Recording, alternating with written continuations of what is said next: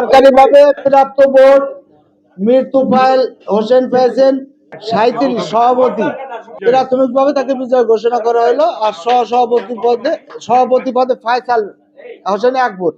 সাধারণ সম্পাদক বিনা প্রতিদ্বন্দ্বিতা নির্বাচিত হয়েছেন আরিফুল হক রনি। বর্তমানে ডিজিটাল প্ল্যাটফর্মে অনলাইন একটি বড় প্রচার মাধ্যম। এত দ্রুত একটা জিনিস প্রচার হচ্ছে, সেই প্রচারটা দ্রুত পাঠকদের কাছে পৌঁছে যাচ্ছে, এর জন্য অনলাইন অগ্রণী ভূমিকা পালন করছে। পাশাপাশি কোনো অনলাইনের মাধ্যমে যদিও বাংলাদেশের কোনো মানুষ হয়রানির শিকার না হয়, কোনো ইয়েলো জার্নালিজমের জন্য শিকার না হয়, কোনো ধরনের কোনো অনৈতিক কর্মকাণ্ডকে জাহির করার জন্য অনলাইনকে যে ব্যবহার করবেন, এই ধরনের মন মানসিকতা যেন আমি আশা করি না থাকে। এবং আমার বিশ্বাস রাজশাহীতে যারা অনলাইন সাংবাদিকতা করে তারা এগুলো থেকে অনেক দূরে আছেন এবং ভবিষ্যতে তার ফল আমরা পাব। এই নির্বাচনে যারা বিজয়ী হয়েছেন তাদের প্রতিও আমাদের অভিনন্দন এবং শুভকামনা রইল, এবং যারা হেরে গেছেন তারা আগামীতে আরও ভালো করে যাতে নির্বাচনে নিজেকে ভোটারদের মাঝে তাদের অবস্থানকে আরো শক্তিশালী করতে পারেন, সেইটাও আমরা কামনা করি। এবং আমি মনে করি যে অনলাইন সাংবাদিক ফোরাম তাদের সকল সদস্যবৃন্দ রাজশাহীতে বস্তুনিষ্ঠ সংবাদ পরিবেশনে একটি অগ্রণী ভূমিকা রাখবেন।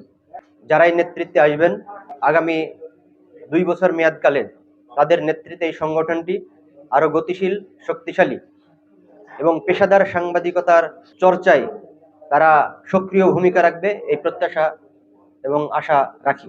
আমি আশা করব যে আমরা যে যেখানে যে অবস্থায় থাকি না কেন, আমরা যে মিডিয়াতেই কাজ করি না কেন, আমরা প্রত্যেকেই নিজ নিজ জায়গা থেকে একজন পেশাদার সাংবাদিক হিসেবে এই পেশার মর্যাদা রক্ষায়, সাংবাদিকদের অধিকার রক্ষায়, সর্বোপরি এই পেশার সর্বোচ্চ সম্মান রক্ষার জন্য আমরা নিজেকে নিয়োজিত রাখবো। আমাদের কোনো কর্মকাণ্ডের মাধ্যমে যেন এই পেশার মর্যাদা ভুলণ্ঠিত না হয়, আমরা যেন কোনো বিতর্কের মধ্যে না পড়ি, এ ব্যাপারে আমাদেরকে সতর্ক থাকতে হবে। অমুকজন দোসর, অমুকজন নারায়ণ তাকবীর, অমুকজন জিন্দাবাদ, অমুকজন জাতীয়তাবাদী, অমুকজন জয় বাংলা, এগুলো ছেড়ে দেন ভাই। একজন সাংবাদিকের রাজনৈতিক পরিচয় নিয়ে সাংবাদিকতা করে না। রাজনৈতিক পরিচয় যখন সাংবাদিক প্ল্যাটফর্মে আসবে তখন তার রাজনৈতিক পরিচয় হয়ে যায় গৌণ, মুখ্য হয়ে যায় সাংবাদিকতা। আর যখন আপনি সাংবাদিকতার বাইরে যদি আপনার কোনো প্ল্যাটফর্ম থাকে সেটা তখন আপনার জন্য মুখ্য, গৌণ তখন এটা। কিন্তু গণমাধ্যম কর্মীদের সঙ্গে সাংবাদিকতার সঙ্গে সাংবাদিকতার ইথিক্যাল এবং কেমিস্ট্রিকে যদি আপনি গৌণ মনে করেন তাহলে অন্য পেশার চেয়ে এই পেশার মূল্য আপনার কাছে কমে যাবে। শান্তিপূর্ণ এবং উৎসবমুখর পরিবেশে কিন্তু ভোট গ্রহণ অনুষ্ঠিত হয়েছে এবং স্বতঃস্ফূর্তভাবে ভোটাররা তাদের ভোটাধিকার প্রয়োগ করেছে। সেই ভোটে আজকে যে অভাবনীয় যে সাফল্য আমি পেয়েছি, তারা যে আমাকে যে অভাবনীয় ভালোবাসা দেখিয়েছে, আমি সত্যি অভিভূত এবং তাদের প্রতি কৃতজ্ঞতা জানানোর ভাষা আমার আসলে নেই। তারা এতটাই আমাকে ভালোবাসে যে তারা সর্বাধিক ভোট দিয়ে আমাকে তারা বিজয়ী করেছেন। আমি শুধুমাত্র এটিকে একটি সংগঠন মনে করি না, এটিকে একটি স্কুল মনে করি। আমি মনে করি যে এই সংগঠনের মধ্য দিয়ে একজন দক্ষ এবং একজন যোগ্য সাংবাদিক গড়ে উঠবে। সেই সাথে সাথে বাংলাদেশের যে উন্নয়ন তথা রাজশাহীর যে উন্নয়ন, সেই উন্নয়নের সারথি তারা হবেন এবং একটি তারা যে তাদের যে পেশাদারিত্ব, সেই পেশাদারিত্বের জায়গায় তারা থাকবেন। রাজশাহী অনলাইন সাংবাদিক ফোরামের এবার দ্বিবার্ষিক নির্বাচন, এই নির্বাচনে আমি সাধারণ সম্পাদক প্রার্থী ছিলাম।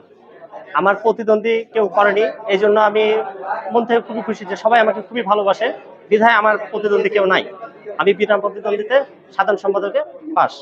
রাজশাহীর যারা সাংবাদিক আছে আমি অবশ্যই তাদের পাশে থাকবো, সব তাদের সুখ দুঃখ এবং সবকিছুতে আমাকে যে কোনো মুহূর্তে ফোন দিলে ইনশাল্লাহ আমি সবার পাশে থাকবো।